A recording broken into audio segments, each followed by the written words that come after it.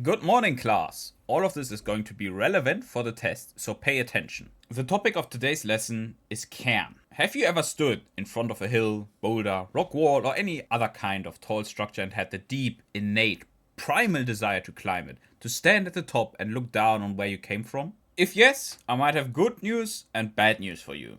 The bad news, you might be a cat. The good news, you are going to love Cairn. Because that is what Cairn is about, climbing. It is the game's central mechanic, it is its core gameplay loop. But beyond that, Cairn is one of the best games I've ever played. And while excellent, the climbing alone is not enough to elevate it to that level. So, if the best part of a climbing game is not actually the climbing, if there's something that elevates it beyond even that, what is it that makes this game deserving of such high praise? Is it the surprising amount of exploration that you can do? The well integrated survival mechanics? Is it the music, perhaps? While each great in their own right, none of these elements are what makes this game truly exceptional. What allows this game to ascend above most others is the writing. But before we get there, first a rough overview of today's lesson and what we're actually going to do. First, we will examine the technical aspects of Cairn.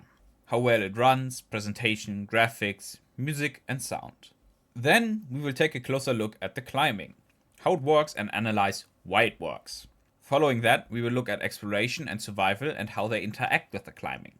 After that, we will look at the arguably best part of the game, the writing, in the spoiler section. And so, we begin with the technicalities.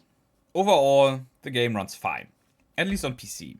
I have heard that the Steam Deck and the PS5 had some issues, so if you play on one of those systems, check the current status of the game there first. As for the PC, there were no significant frame drops, no significant bugs or crashes that I have experienced, though there were a few minor yet really annoying bugs.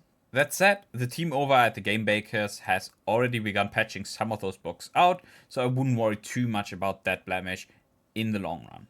Presentation wise, the game is veiled in cel shaded graphics, which look fine. It is by no means amazing, especially as there are a few spots where trees, bushes, or other geometry have received the distant background treatment and are notably two-dimensional, which is quite ugly. On the other hand, the game does offer some wonderful views as you climb the mountain, and the photo mode is great as well. The best parts about the presentation though are the music and the soundscape. The game shows a lot of restraint in this department, and it is rewarded for it. There isn't a lot of music in the game. Oftentimes, it is just you and the stone, the wind, the weather, and the wildlife of Kami, but when the music does appear, it really hits the spot. Moving on from the presentation, at the heart of Cairn's gameplay lies the climbing. I know, shocking, the most important part of the climbing simulator is the climbing? Couldn't have predicted that. While climbing, you control each limb individually.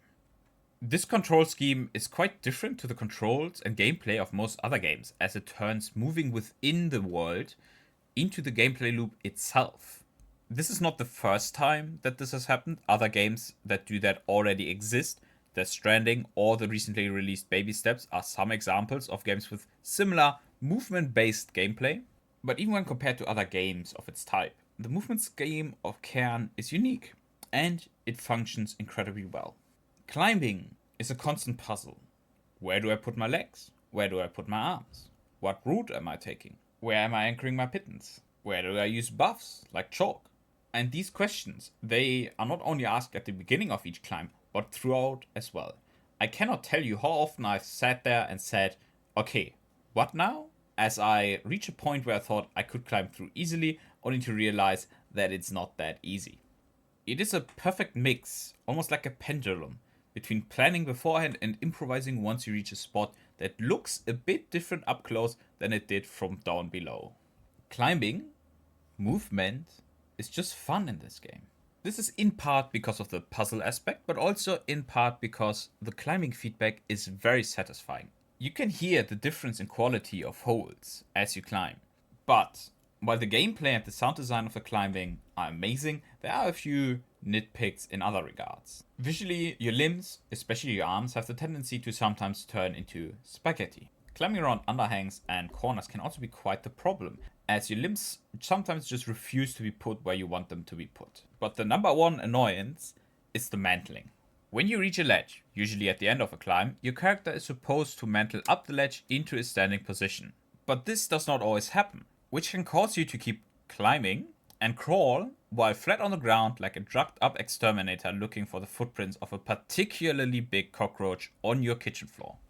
This might look funny at first, and it certainly has a certain comedic effect to it, but it gets really annoying once you can no longer sustain yourself in this incredibly difficult position where you have both arms and legs on the ground and you will fall all of 2 centimeters and ragdoll off the cliff you just climbed. How fun! Another issue is that a number of holes that seem to be good holes are in fact not. There's a special setting that helps with this, but it also makes the game a lot easier, so you will have to ask yourself, is this something you want? The jumping mechanic is also a bit of a mixed bag. While stylish and generally fun, it is also quite rough around the edges. It is quite imprecise, which can have deadly consequences. Cairn is by no means a perfectly polished diamond, but it is still brilliant, and the rough edges are evened out by the climbing's biggest strength, the tension. As you climb, you cannot access your inventory, and that is an obvious problem, as that is where you store most of your food and water. It is also where you store most of the various buffs that you might have found or cooked up. Medicine, painkillers, herbal infusions, drugs, or most addicting of all, tea. Unless you use and risk a pittance to create a mini checkpoint for yourself, you only have your bag of chalk and a flask strapped to the side of your backpack that you can use while climbing. What this leads to is that you will start the longer climbs well fed and hydrated and without much risk of falling to your death, as you are still not that far up. As you continue to ascend though, your resources will dwindle as hunger and thirst increase and your buffs and chalk begin to run out. At the same time, the risk of a deadly fall increases, as does the cost of such a fall. The more time you spend climbing, the longer it has been since you last saved, and the more afraid you grow of learning what the terminal part and terminal velocity means. Every climb is a steady ramp up of tension, which is released once you reach the top of a wall and replaced with an amazing mixture of relief, pride, and satisfaction. And it never gets old, even after multiple playthroughs, let alone your first playthrough. Now, I have talked about some of these buffs, as well as the survival needs of your character, but how do you actually manage these things? The answer, which might shock you, is exploration. There are a lot of nooks, caves, rock outcroppings, or just the dead bodies of other climbers that are hiding some juicy loot. And this juicy loot takes the form of various foods, bottles which can be filled at the various springs, medicine, or just some herbs which can be turned into fusions, herbal remedies, or a hearty meal. As you need these things to keep climbing, and you do lose a lot of hunger, which is surprising really, since I always thought mountain climbing was a fairly relaxed activity and did not burn a lot of calories, you have to keep looking for them. That means quite often that you have to do additional climbs for that egg you can see on that mini summit in the distance, or that you have to take more difficult and dangerous routes up the mountain, which creates a good amount of risk. If there's a thistle plant on a small outcropping that you would have to climb to, is it worth it to risk a fall and potentially take more damage than you could heal with a herbal remedy created out of that very same thistle plant? Exploration and survival is a balancing act of risk and reward, and you have to constantly weigh the difficulty of the climb against your own skill and the potential reward. The survival elements work quite well in this game. In a lot of games, the constantly draining needs of hunger, thirst, and temperature can be quite annoying without adding anything substantial to the game itself. But in Cairn, these mechanics force you to engage with the most interesting mechanic of the game, which is the climbing. The game forces you to have fun and a good time. While most things you find are consumable, one-time use buffs or foods, there are also a number of permanent upgrades hidden all over Kami. These upgrades are usually locked behind optional and quite challenging climbs. They are oftentimes quite significant difficulty spikes and almost feel like boss fights. And that for the most part covers the gameplay. I would say that it's certainly enough to recommend this game to pretty much anyone. But at the beginning of this lesson, I've said that what makes Cairn better than most other games is not the gameplay, but the writing. And while most of the analysis of that gameplay is going to be spoiler heavy, a few general notes can be said beforehand. Throughout the climb, you will find a variety of letters, notes, recordings, and engravings that tell their own stories.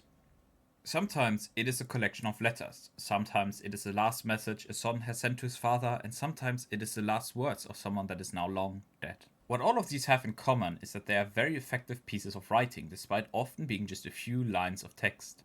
Now, that is it for the spoiler-free part of the lesson. If you have not played Cairn yet, as I instructed during our last lesson, please do so now, because the rest of this lesson is going to be full of spoilers. Before we get into the writing of Cairn, let us take a short excursion to writing of plot and character in video games more generally. Because if you think about your average story-driven video game that is not a full-on RPG, you get a lot of stuff like The Last of Us, God of War, or any of the other third-person Sony, Ubisoft, or more generally single-player AAA games. And while those stories might be of varying quality, some good, some bad, I would argue that none of them are particularly good video game stories. The narrative usually evolves the same for every player, independently of the choices they make. A lot of those stories, as good or bad as they might have been, could have also been a book or a film, and not much about them would change. But the incredible thing about video games compared to other media is the ability to influence them. You control the character, and it is based on your decisions whether or not you succeed in whatever you are trying to achieve within the game. A lot of narrative, story-driven games do not reflect this key advantage of video games at all. Instead, they are linear and ultimately outside the control of the player. Why does this happen? Well, aside from the massive development costs involved in writing, animating, voice acting, implementing and testing multiple different stories, one key driving factor of every good story is tension, and gamers have the tendency to avoid and resolve tension as much as possible. Just think about the last time you either didn't want to hurt an NPC's feelings, or killed them for being even slightly annoying. If you gave complete control over a game's story to the average gamer, you would end up with something like Starfield, and that is the last thing we need more of. But Cairn manages to sidestep this entire issue. The writers of Cairn have realized that video games have an additional advantage over traditional media like books or film. And that is the relationship between the character that you are playing as and the player themselves. And this is where the game creates most of its tension between you and the main character, Ava. Unlike a lot of video game main characters, Ava is a quote-unquote proper character, as she is not just a blank slate for the player to project themselves onto. She has her own interests, her own desires, and a lot of flaws. She can be rude, is at times violent and aggressive, and definitely a tad selfish. Basically, the average Dota player. The relationship between Ava, the main character, and the player is a complex one, and it is in a constant state of flux throughout the entire game. At first, the player and Ava are aligned in their goals. Both want to climb Kami, both want to reach the summit. Both are constantly annoyed by the different calls from people back home or encounters with Marco, a fellow climber. Whether it's your concentration and focus that is disrupted, or a peaceful and serene moment that comes to a screeching stop, both you and Ava are equally annoyed. This dynamic is especially noticeable with Marco, who is quite irritating early on, and Ava agrees with that assessment, but as the two of you get to know Marco more and more, and Ava's relationship with him improves, he becomes less and less annoying. While Ava and the player start out mostly aligned, there's one key point of conflict that develops as you climb. And that is the danger and the risk of death that comes with climbing Kami, a mountain that would make K2 look like a walk in the park. Throughout the whole game, throughout the whole climb, the theme of death is brought up and reinforced again and again. The worries of friends and family at home, the many dead bodies on the mountain, final messages from parent to child or from child to parent, the abandoned villages of those that used to live on the mountain, the burial grounds for those very same people with their final wishes and regrets being all that remains of them. As you climb up the mountain, as you look down from dizzying heights and see incredible vistas, as you can see the cost that Kami demands of those who attempt to climb it, you come to the realization that life is more important than climbing a mountain that has never been climbed. And so, at some point, you no longer want to reach the summit. You want to go back down.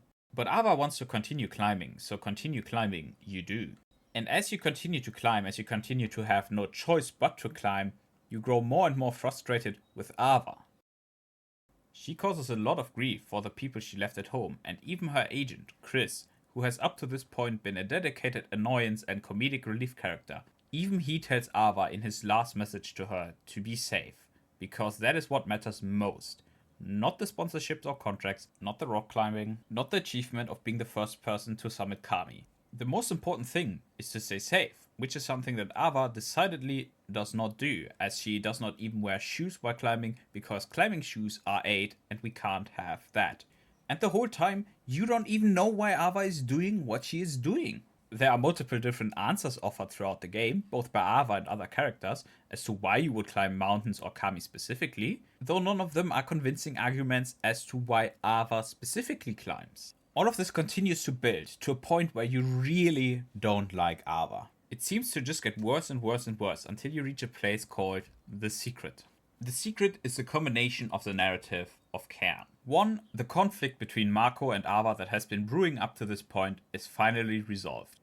2. Ava finally tries to contact the people she has left behind, something that she has been refusing to do up to this point. While doing so, Ava admits that she doesn't even know why she's climbing. While this uncertainty could have been a problem in a different medium like a book or film, in a game it allows you, the player, to make inferences about Ava's character. This all helps to bring the player and the character of Ava closer together.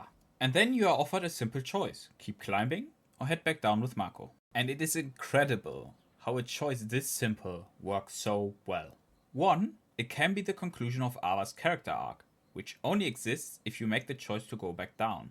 She starts the game, the story, and the climb as a determined, selfish climber, but comes to realize the value of life as she ascends the mountain. Or she does not learn her lesson, remains a static character, and continues to ascend, where she makes her own life more difficult due to not overcoming her flaws, such as the occasional violent outburst.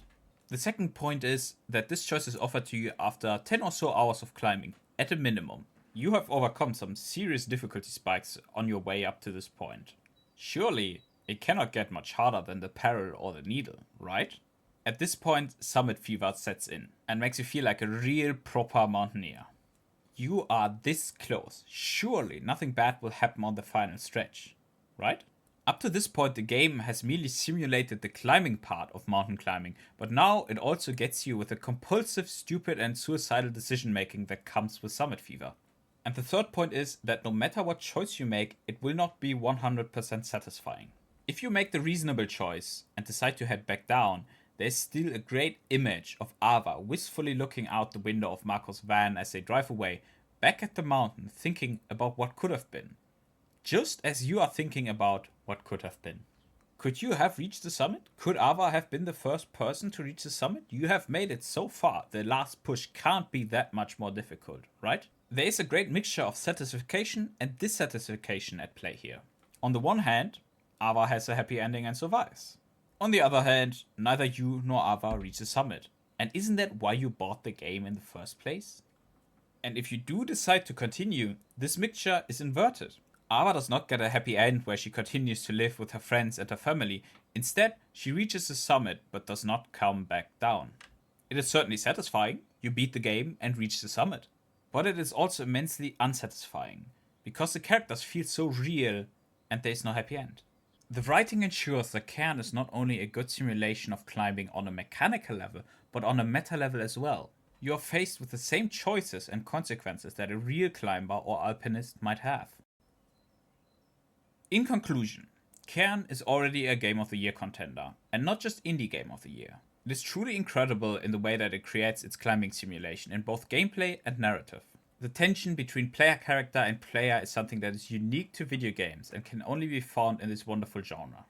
Not only that, Cairn is also incredibly replayable. There is more exploration on offer than you will realistically do during your first playthrough, and even if you uncover every nook and cranny, there are a myriad of routes up the mountain, some easier and some more challenging, that you can try.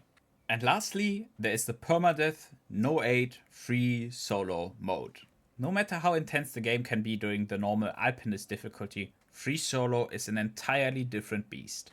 Climbing the peril in free solo for the first time was one of the most intense experiences I have ever had in a video game. That said, see you around and remember to study for the test.